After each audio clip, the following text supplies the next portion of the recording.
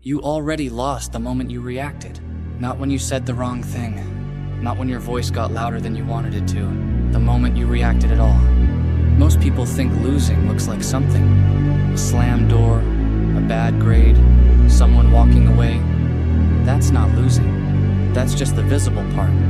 The real loss happens earlier, in a place nobody's watching. It happens in the half second between something touching you and you responding to it. You didn't lose because of what you did. You lost because you let something outside you decide what you do next. Think about the last time someone made you angry. Take your time. You already know the one. Now ask yourself something you probably haven't asked. What exactly did your anger achieve? Not what it felt like, what it achieved. Did it change their mind? Did it fix anything? Or did it just confirm, to them and to you, that they knew exactly which button to press? That's the part nobody tells you. Anger isn't power. Anger is information. Every time you show someone what makes you react, you're handing them a manual on how to operate you. And most people hand that manual out for free, over and over, to anyone who asks nicely enough or cruelly enough. I learned very early that the people who talk the most about winning are usually the ones who understand it the least. They think winning is loud. They think it looks like standing your ground, raising your voice, proving a point in front of an audience. But watch what happens after. The moment passes, the audience forgets, and you're left having spent something you can't get back for an outcome that changed nothing.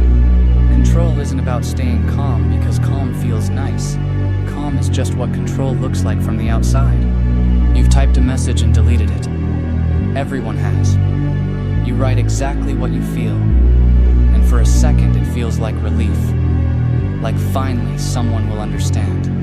Then you read it back and you delete it. Not because you're weak, but because some part of you already knew it would cost more than it would earn. That instinct, the one that made you delete it, that's the only part of you worth trusting. The part that wanted to send it was never thinking about you.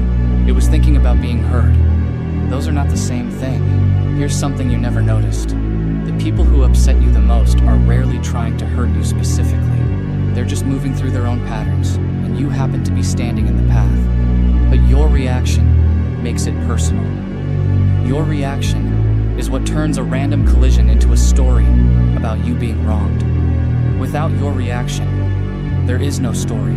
There's just an event, and events don't follow you home. Most people mistake emotion for strength. They think feeling something intensely proves they care, proves they're alive, proves they're right.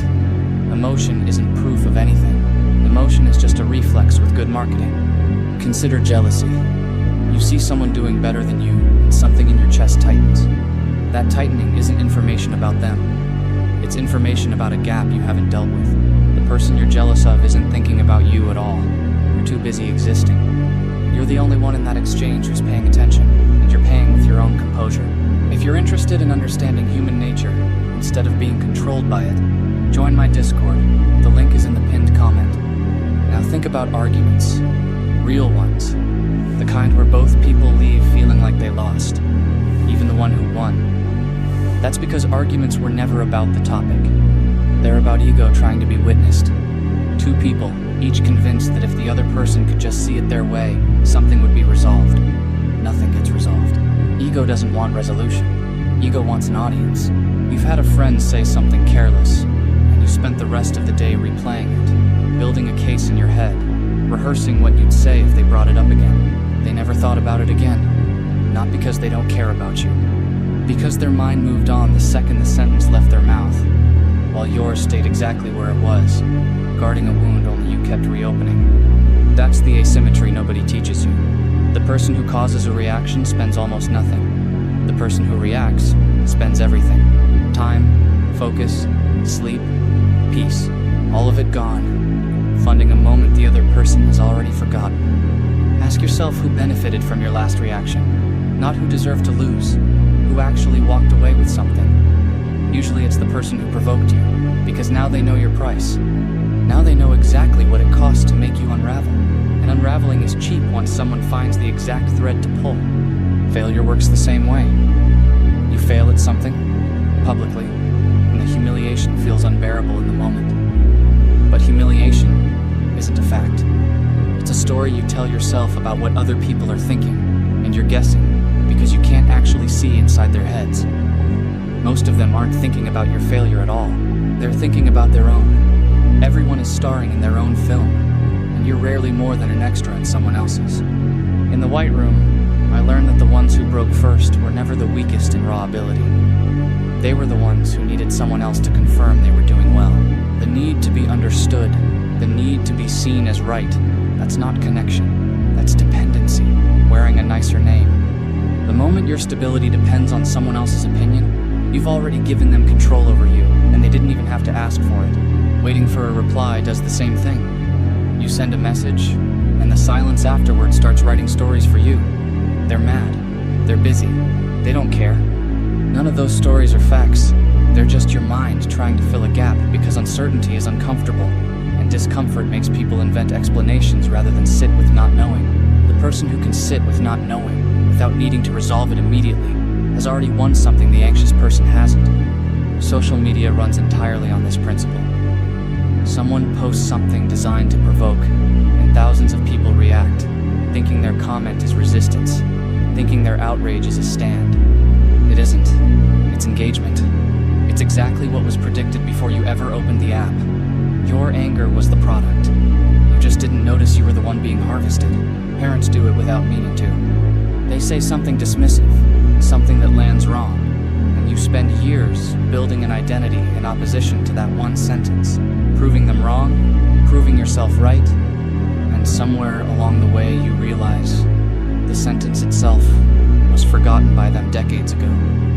You built a life around a moment that, to them, never even registered as significant. This is why you lose. Not because you're incapable, because you keep handing your response over to whoever spoke last. Detachment isn't the absence of feeling. People confuse the two constantly. Detachment is noticing the feeling arrive and choosing not to let it drive. The feeling can sit in the passenger seat. It doesn't need to hold the wheel. Most people never separate the two. So the moment something arrives, they assume they have to act on it immediately, as if feeling and doing were the same event. They aren't. You can feel everything and do nothing.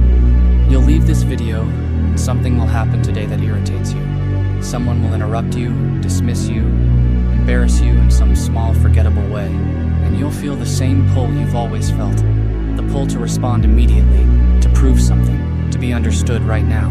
Watch what you do in that exact second, not after, in it, because that second is the only place you were ever actually being tested, and you've been failing it quietly, your whole life, without anyone ever telling you the test had already started.